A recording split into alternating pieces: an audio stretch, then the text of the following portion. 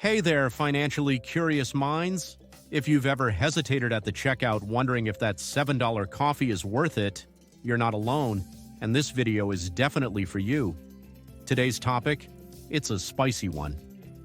It's not about how much money you make, it's about how much you keep. Yeah, I know. That sounds like something your grandpa says while sipping instant coffee and wearing socks with sandals. But listen, he might be onto something. Because you can be making six figures, flexing on Instagram, driving a leased Lamborghini, and still be dead broke. Meanwhile, some dude making $50,000 a year with a boring Toyota Corolla is quietly stacking cash like a squirrel on a Red Bull binge. So buckle up, because we're diving deep into the money trap that's snatching wallets in broad daylight. Let me ask you this. Would you rather make $100,000 and spend $95,000? Or make $50,000 and spend $30,000? Spoiler alert, the second guy ends up with more money. That first guy, he's flexing hard but his bank account is crying in the shower. Let's break it down and maybe roast a few of our past selves along the way.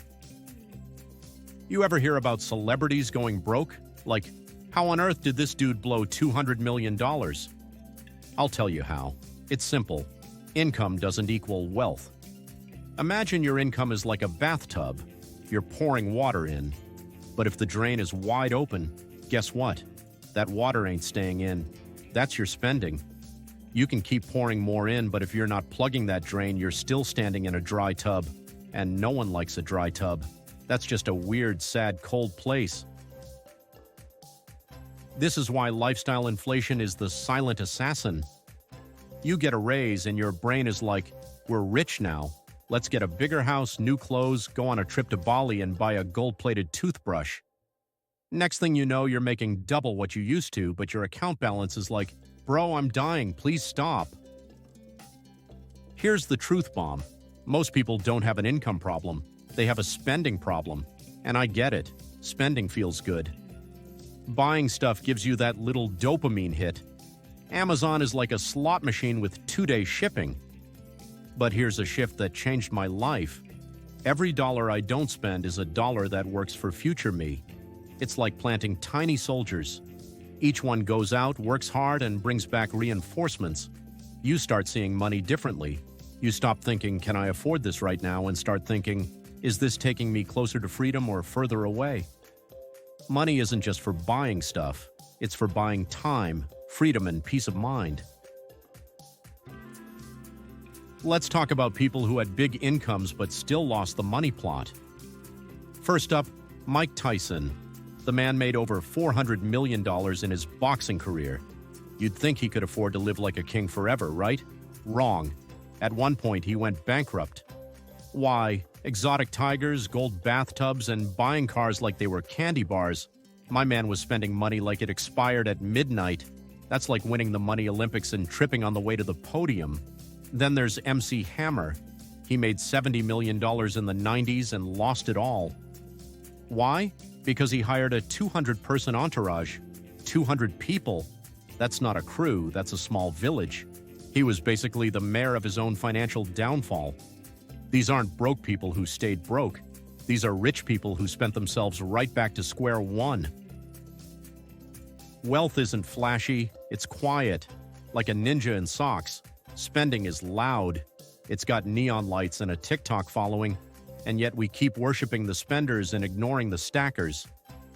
Let's give credit to the quiet millionaires, the janitors, teachers, small business owners who keep their expenses low, invest slowly, and don't need a tiger to feel cool. All right, let's get into the how. If you're vibing with this so far and thinking, okay, I get it, but what do I do about it? Here's the game plan. Track your spending. You can't change what you don't measure. Get a budget app. Or go old school and use a spreadsheet.